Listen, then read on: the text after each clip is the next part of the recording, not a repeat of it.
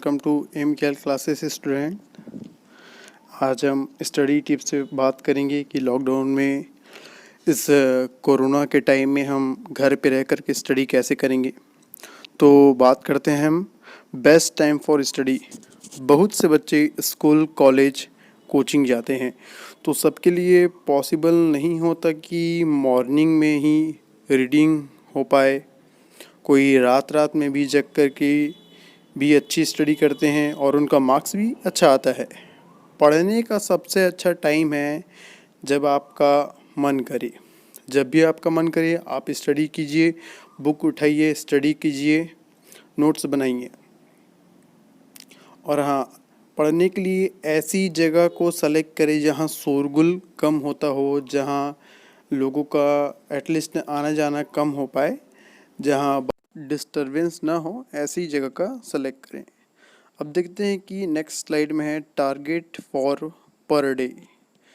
क्या करना है कि हर दिन टारगेट डिसाइड करना है कि मुझे 3 से 4 घंटे पढ़ना है या 4 से 5 घंटे पढ़ना है, जो कि डेली पढ़ना है। एक टारगेट पर्टिकुलर डिसाइड करना है और इसे रूटीन भी बनाना है, कंटिन्यू इसे फॉलो भी करना है। इसको तब तक फॉलो करें जब तक कि आप अपने मंजिल पर पहुंच ना जाएं। हर दिन कुछ ना कुछ टारगेट ज़रूर बनाएं, एक टाइम टेबल के हिसाब से चलिए।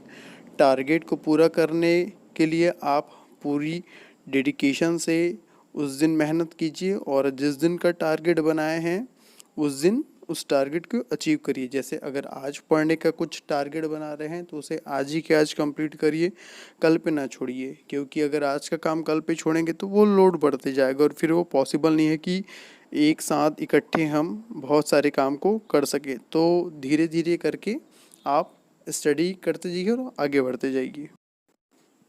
नेक्स्ट स्लाइड है हमारा शॉर्ट नोट्स। शॉर्ट नोट बनाने का मतलब आप जो कुछ भी रीड कर रहे हैं उसे कहीं ना कहीं किसी कॉपी में या कुछ नोट्स बना करके उसे लिखते जाइए और संभाल करके रखिए।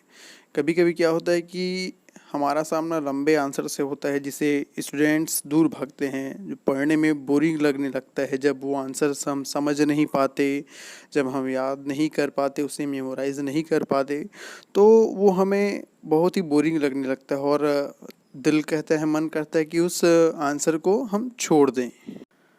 अब लंबे आंसर को कैसे याद करना है, तो इसके लिए हमें कुछ टेक्निक्स यूज़ करना पड़ेगा। जैसे हम कुछ सिंबल का यूज़ कर सकते हैं। क्या है, सिंबल जो है बहुत सारे वर्ड को रिप्लेस कर सकता है। हम डायग्राम बना सकते हैं, सिंबल बना सकते हैं और सिंबल डायग्राम को आंसर पे ही मिक्स करके हम याद कर सकते हैं। जैसे जैसे कुछ आंसर पे सिंबल बनाना ज़रूरी रहता है, कुछ आंसर के एक्सप्लेनेशन में डायग्राम बहुत ही ज़्यादा ज़रूरी रहता है, तो हम ऐसे उनके बारे में याद कर सकते हैं और उनके बारे में कुछ अपने ओन वर्ड से लिख सकते हैं। कोशिश कीजिए कि लंबे जो आंसर्स हैं उसको अपने ओन वर्ड्स में समझिए और अपने ओन वर्ड्स में खुद का नोट्स बनाइए आप। अब लॉकडाउन में कैसे रीड करना है, क्योंकि अब लॉकडाउन में सारे के सारे बच्चे घर पे अपने फैमिली के साथ हैं। कहीं कहीं ऑफलाइन क्लासेस, अभी ऑफलाइन क्लासेस तो पॉसिबल है नहीं, तो ऑनलाइन क्लासेस ज़रूर चल रही हैं कहीं कहीं कुछ कुछ स्कूलों में, कुछ कुछ जगह। तो लॉकडाउन में कैसे स्टडी करना है, तो बेटर है कि आप मॉर्निंग में उठ जाइए, क्योंकि स्टडी के लिए बोला जाता है कि मॉर्निंग का टाइम सबसे अच्छा होता है, क्योंकि उस टाइम शोरगुल बहुत कम होता है। आप मॉर्निंग में उठ सकते हैं, सुबह 2 घंटा स्टडी कीजिए, शाम को 2 घंटा स्टडी कीजिए और सोने से पहले अगर टाइम आपको मिलता है तो बेसिकली शाम को भी 2 घंटा स्टडी कीजिए। ये जो है क्लास 9 से 12 तक के स्टूडेंट के लिए बहुत ही ज़रूरी है। 6 hours study is a necessary for class 9 to 12 students. 6 घंटे ज़रूरी हैं, क्योंकि इसमें आपको सभी सब्जेक्ट को कवर करना है और कोशिश कीजिए कि सारे सब्जेक्ट को आप एक एक घंटे देने की कोशिश करें, ताकि सारा सब्जेक्ट कवर हो सके। और एग्ज़ाम के पहले ही आपको सारे सिलेबस, सारे कंटेंट को कवर करना है, क्योंकि एग्ज़ाम आएगा तो फिर वो हड़बड़ी हो जाता है। तो बेसिकली सारे सब्जेक्ट को, सारे सिलेबस को आप कंप्लीट करके रखें और उनका एक पर्टिकुलर बहुत ही शानदार ज़बरदस्त नोट्स बना करके रखें। Next is distance from social media. अगर आप अपनी स्टडी पे फोकस करना चाहते हैं तो कुछ दिन सोशल मीडिया से डिस्टेंस बना लीजिए, टारगेट पे ही फोकस कीजिए, तो टारगेट आपका अचीव जल्दी हो पाएगा। कभी कभी ऐसा होता है कि स्टडी करते करते हम बोर हो जाते हैं और हमारा सीधा हाथ सेल फ़ोन पे जाता है, और सेल फ़ोन पे जाते साथ ही हम व्हाट्सअप, फेसबुक, ट्विटर, इंस्टाग्राम इन सब में बिज़ी हो जाते हैं। और वो जो हम जा रहते हैं वो ये सोच कर के जा रहते हैं कि हम बस 5 मिनट 10 मिनट यूज़ करेंगे, और वो 5-10 मिनट की जगह आधे घंटे हो जाते हैं, आधे घंटे की जगह 1 घंटे भी हो जाते हैं, और 1 घंटे की जगह वो 2 घंटे तक हो जाते हैं और हमें पता ही नहीं चलता और हमारा टाइम निकल जाता है। तो स्टडी करते टाइम हमें खुद को सेल्फ कंट्रोल करना होगा और सोशल मीडिया से डिस्टेंस बना के रखना ही होगा, तभी हमारा स्टडी पे मन लगेगा और हम अपने टारगेट को अचीव कर पाएंगे, वरना हमारा जो मन है वो भटकते रहेगा। अब आते हैं हम ब्रेक टाइम पे कि ब्रेक टाइम क्या होना चाहिए। अगर हम 50 मिनट से 60 मिनट के आसपास किसी एक सब्जेक्ट पर्टिकुलर सब्जेक्ट को लेकर के स्टडी करते हैं, तो उसके बाद हमें खुद को ब्रेक देना ज़रूरी है। ब्रेक देने से क्या होगा, हमारा माइंड रिफ्रेश होगा। तो जो ब्रेक टाइम होना चाहिए वो एटलीस्ट 10 से 15 मिनट का होना चाहिए। अगर हम 1 घंटा स्टडी कर रहे हैं, अगर हम 10 मिनट स्टडी कर रहे हैं और 10 मिनट खुद को ब्रेक टाइम देंगे, तो फिर ये स्टडी पॉसिबल नहीं है इस कंडीशन में। तो बेटर है कि आप थोड़ा ज़्यादा समय तक पढ़ें और ख़ुद को ब्रेक दें।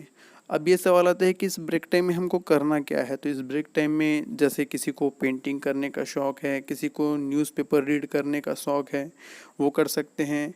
म्यूज़िक भी सुन सकते हैं, लेकिन ज़्यादा टाइम तक नहीं सुनना है। म्यूज़िक जो आपको पसंद हो वो 5 से 10 मिनट तक के आप सुन सकते हैं म्यूज़िक को।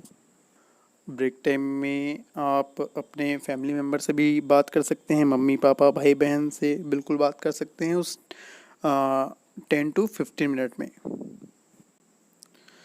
हमारा नेक्स्ट स्लाइड है फिज़िकल एक्सरसाइज और योगा। अभी जैसे कोरोना चल रहा है तो हमें अपने इम्यूनिटी सिस्टम को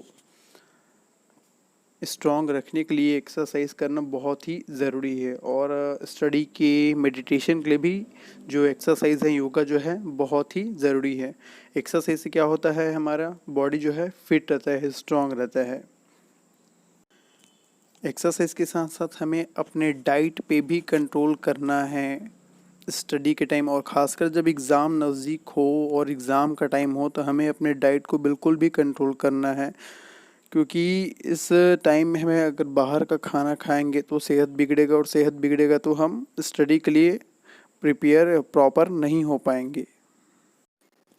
and the most important thing is avoid tension. हमें टेंशन से बिल्कुल दूर रहना है, डिस्टेंस बनाकर रखना है। स्टडी और टेंशन एक साथ बिल्कुल पैरेलल नहीं चल सकते।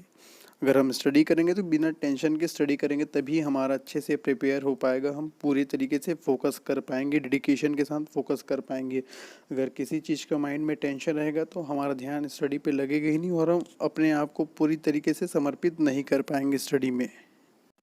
कोशिश कीजिए जब भी अगर आपको लगे कि स्टडी में कुछ प्रेशर आ रहा है तो आप थोड़ा सा ब्रेक ले लीजिए, अपने आप को थोड़ा सा रिफ़्रेश कर लीजिए, कॉमेडी वॉमेडी देख लीजिए, गाना ना सुन लीजिए, उसके बाद फिर वापस स्टडी पे आइए और अच्छे से स्टडी कीजिए। कभी कभी ऐसा होता है कि हम एक बार में सक्सेस नहीं हो पाते, एक बार में सफल नहीं हो पाते, तो इसका मतलब ये नहीं होना है कि हम हताश होकर के बैठ जाएं, उदास होकर के बैठ जाएं। हमको कंटिन्यू प्रैक्टिस करना है, एक बार नहीं, 2 बार नहीं, 3 बार नहीं, कंटिन्यू करते जाना है जब तक कि हमें सक्सेस अचीव ना हो जाए, हमारा टारगेट पूरा ना हो जाए, हम जो चाहते हैं अपनी मंजिल को वहाँ तक पहुँच ना जाए तब तक के।